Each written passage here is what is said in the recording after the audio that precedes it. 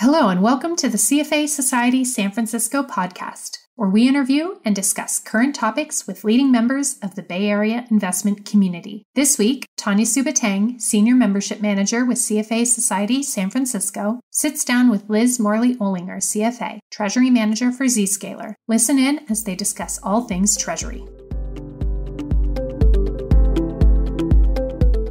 Hi, Liz. Great seeing you again. Great to see you, Tanya. Well, I want to thank you first and foremost for sitting down with me. We have a very interesting topic today, which is about Treasury. And you and I can both agree that Treasury is known very little, or people have a different understanding when it comes to corporate Treasury. And who better than to talk about it than with you? You're currently the Treasury Manager at Zscaler and actually also for Cisco for the past few years before this. So jumping right in, I have to ask, what is Treasury and what are the main functions within a corporation? Yeah, thank you, Tanya. I appreciate being here today. This is definitely a question I actually get often, so I'm excited to talk about this to the broader CFA community. So in a nutshell, the role of a Treasury department within a corporation is to manage the company's financial resources and risks in order to help meet the company's business objectives. And so within that, corporate Treasury strategy includes making effective use of cash and other financial instruments and ensures that enough cash is available for upcoming obligations. It also means managing a variety of different internal as well as external risks, such as foreign exchange risk, interest rate risk, and operational risk. Some of the other areas of focus for corporate Treasury include the effective use of technology. So that may be through banking platforms, using Bloomberg, as well as keeping up to date with regulatory requirements and ensuring compliance. The corporate Treasury department is also the group that within a company often makes decisions on capital structure as well as capital allocation policy. So that could be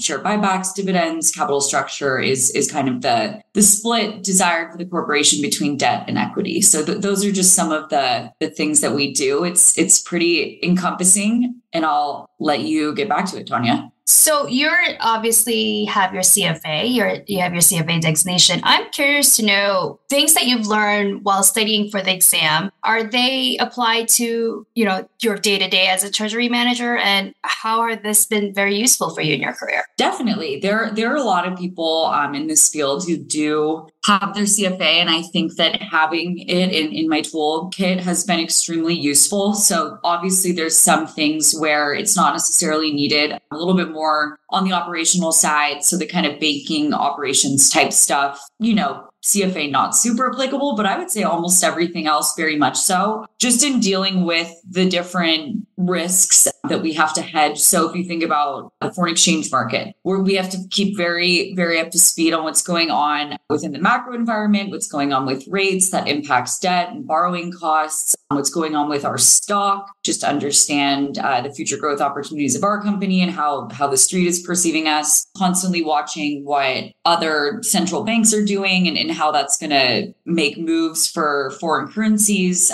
We focus a lot on hedging those risks. And then in terms of, the capital allocation and the capital structure piece is very applicable. And then I would just say generally, one of the things that I feel like I really picked up from the CFA is outside of the hard skills of learning about these different topics, is it really teaches you how to think very analytically and take in information and process different pieces together at the same time that might not always be cohesive. And I think that's something that I do every single day. Just the market is always changing, as everyone knows. And so just kind of understanding always how what's going on in the broader market is going to impact our company and what we can do, put ourselves in a better position. So what does your day-to-day look like in your current position as Treasury Manager? Yeah, so I would say a lot of the day-to-day stuff, something we do almost every day is always keeping an eye on cash, making sure that we have enough money to fund our outflows and track what's coming in. And so with that, I would call that liquidity management. And so that's something there's a focus on every single day. Something we also focus on pretty often is cash flow forecasting. So because I work within a corporation, we do often operate on a little bit more of a kind of calendar schedule because of the requirements with quarters and the fiscal year, et cetera, and accounting closes. And so around close, we have a lot more foreign exchange stuff going on at the beginning and ends of quarters. That's where we focus more on free cash flow forecasting. And then the kind of capital allocation and investments type stuff and capital structure evaluation are more of ad hoc projects. So that stuff kind of comes up as it does, whether it's requests from management or a lot of times we have the opportunity to kind of bring things to management that we think we could be doing better as a company and to better hedge our risks and put ourselves in a better position. So what type of experiences, if you have somebody maybe asking you, how do they get into your role or into the corporate treasury? What type of experience or interest do you think will lend themselves in order to get into the sector or to the position? Yeah, I think there's a lot of different areas that could lend itself into the skills that are needed in treasury. I think definitely people coming from a banking background or an asset management background, it would be pretty easy for them to assimilate into certain roles. I had a little bit more of a corporate finance background. So I've done a variety of other corporate finance roles before I started to focus into treasury. I've done FP&A, investor relations, mergers and acquisitions, finance. And I feel that the one advantage of coming from a more corporate finance background is you really understand how finance within a corporation operates as a whole. And so that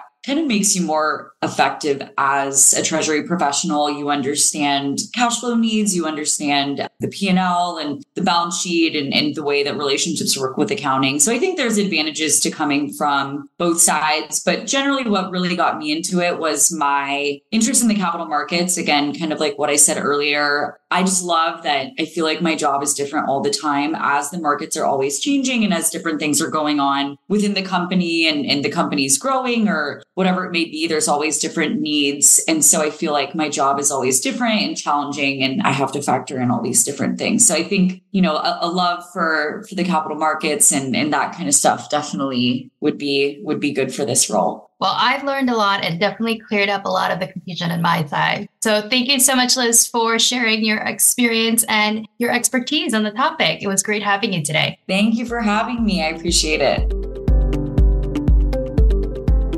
Thank you for listening to the Season 3 finale of the CFA Society San Francisco podcast. We hope you enjoyed the engaging discussion. Please stay tuned for the Season 4 premiere, launching on August 29th, 2023, in the Society newsletter and on the CFA Society San Francisco podcast channel, available through most major podcast apps.